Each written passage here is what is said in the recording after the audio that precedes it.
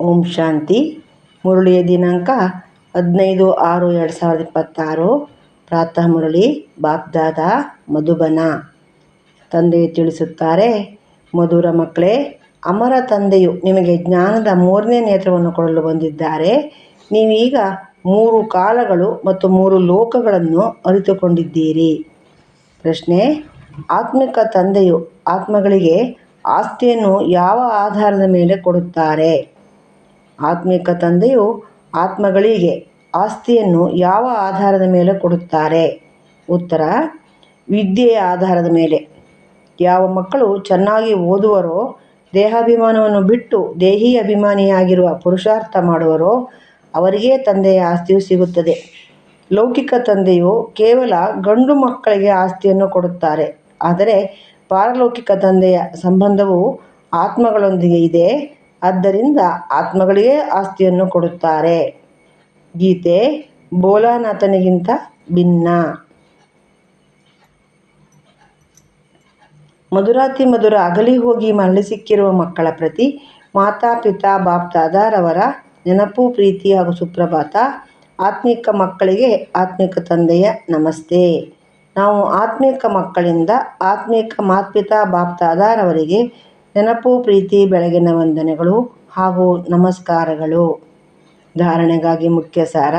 ಮೊದಲನೇ ಪಾಯಿಂಟು: ಸ್ವಯಂವನ್ನು ಆತ್ಮವೆಂದು ತಿಳಿದು ಆತ್ಮಿಕ ತಂದೆಯಿಂದ ವಿದ್ಯೆಯನ್ನು ಓದಿ ಪೂರ್ಣ ಆಸ್ತಿಯನ್ನು ತೆಗೆದುಕೊಳ್ಳಬೇಕಾಗಿದೆ. ಸತ್ಯಖಂಡದ ಮಾಲೀಕರಾಗುವ ಸತ್ಯ ಕಥೆಯನ್ನು ಕೇಳಬೇಕು ಹಾಗೂ ಅನ್ಯರಿಗೂ ಹೇಳಬೇಕಾಗಿದೆ. ಎರಡನೇ ಪಾಯಿಂಟು: ಯಾವ ತಂದೆಯನ್ನು ಬೇಹದ್ದಿನ ಆಸ್ತಿಯು ಸಿಗುತ್ತದೆ ಯಾವ ತಂದೆಯಿಂದ ಬೇಹದ್ದಿನ ಆಸ್ತಿಯು ಸಿಗುತ್ತದೆಯೋ ಅವರನ್ನೇ ನೆನಪು ಮಾಡಬೇಕಾಗಿದೆ, ಯಾವುದೇ ದೇಹಧಾರಿಯನ್ನಲ್ಲ. ಈ ಹಳೆಯ ಪ್ರಪಂಚಕ್ಕೆ ಬೆಂಕಿ ಬೀಳಲಿದೆ. ಆದ್ದರಿಂದ ಇದನ್ನು ನೋಡಿಯೂ ನೋಡದಂತಿರಬೇಕಾಗಿದೆ. ವರದಾನ: ಶಾಂತಿಯ ಶಕ್ತಿಯ ಮೂಲಕ ತಮ್ಮ ರಿಜಿಸ್ಟರನ್ನು ಸ್ವಚ್ಛವಾಗಿಡುವ ಲೋಕಪ್ರಿಯ ಪ್ರಭುಪ್ರಿಯ ಭವ. ಶಾಂತಿಯ ಶಕ್ತಿಯ ಮೂಲಕ ತಮ್ಮ ರಿಜಿಸ್ಟರನ್ನು ಸ್ವಚ್ಛವಾಗಿಡುವ ಲೋಕಪ್ರಿಯ ಪ್ರಭುಪ್ರಿಯ ಭವ. ವರದಾನದ ವಿಶ್ಲೇಷಣೆ: ಹೇಗೆ ವಿಜ್ಞಾನವು ಅಂತಹ ಅನ್ವೇಷಣೆ ಮಾಡಿದೆ, ಏನೆಲ್ಲವನ್ನೂ ಬರೆಯಲಾಗಿದೆಯೋ ಅದೆಲ್ಲವೂ ಸಮಾಪ್ತಿಯಾಗಿ ಬಿಡುತ್ತದೆ, ಗೊತ್ತೇ ಆಗುವುದಿಲ್ಲ. ಅದೇ ರೀತಿ ತಾವು ಶಾಂತಿಯ ಶಕ್ತಿಯಿಂದ ತಮ್ಮ ರಿಜಿಸ್ಟರನ್ನು ಪ್ರತಿನಿತ್ಯವೂ ಸ್ವಚ್ಛಗೊಳಿಸುತ್ತೀರೆಂದರೆ ಪ್ರಭುಪ್ರಿಯ ಅಥವಾ ದೈವಿ ಲೋಕಪ್ರಿಯರು ಆಗಿಬಿಡುತ್ತೀರಿ. ಸತ್ಯತೆ ಸ್ವಚ್ಛತೆಯನ್ನಂತೂ ಎಲ್ಲರೂ ಇಷ್ಟಪಡುತ್ತಾರೆ. ಆದ್ದರಿಂದ ಒಂದು ದಿನದಲ್ಲಿ ಮಾಡಿರುವ ವ್ಯರ್ಥ ಸಂಕಲ್ಪ ಅಥವಾ ವ್ಯರ್ಥ ಕರ್ಮವನ್ನು ಇನ್ನೊಂದು ದಿನದಲ್ಲಿ ಲೀಕ್ ಆಗದಿರಲಿ. ಕಳೆದು ಹೋದದ್ದನ್ನು ಕಳೆದು ಬಿಂದುವನ್ನಿಡುತ್ತೀರೆಂದರೆ ರಿಜಿಸ್ಟರ್ ಸ್ವಚ್ಛವಾಗಿರುತ್ತದೆ ಹಾಗೂ ತಂದೆಯು ಖುಷಿಯಾಗಿ ಬಿಡುತ್ತಾರೆ. ಸ್ಲೋಗನ್: ವ್ಯರ್ಥ ಸಂಕಲ್ಪ ಮಾಡುವುದು ಅಥವಾ ಅನ್ಯರಲ್ಲಿ ವ್ಯರ್ಥ ಸಂಕಲ್ಪ ನಡೆಸಲು ನಿಮಿತ್ತರಾಗುವುದು ಇದೂ ಸಹ ಅಪವಿತ್ರತೆಯಾಗಿದೆ.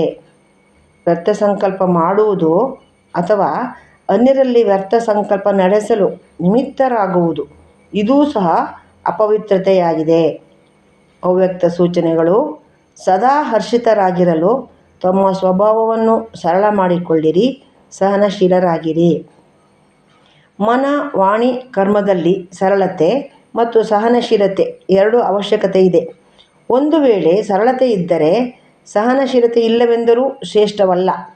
ಸರಳತೆಯ ಜೊತೆ ಸಹನಶೀಲತೆ ಇದ್ದರೆ ಶಕ್ತಿ ಸ್ವರೂಪವೆಂದು ಹೇಳಲಾಗುತ್ತದೆ. ಶಕ್ತಿಗಳ ಚಿತ್ರಗಳಲ್ಲಿ ಸರಳತೆ ಮತ್ತು ಸಹನಶೀಲತೆ 2 ಗುಣಗಳು ಕಾಣಿಸುತ್ತವೆ. ಈಗಿನ ಫಲಿತಾಂಶದಲ್ಲಿ ಎಲ್ಲಿ ಸಹನಶೀಲತೆಯೇ ಹೆಚ್ಚಿದೆ,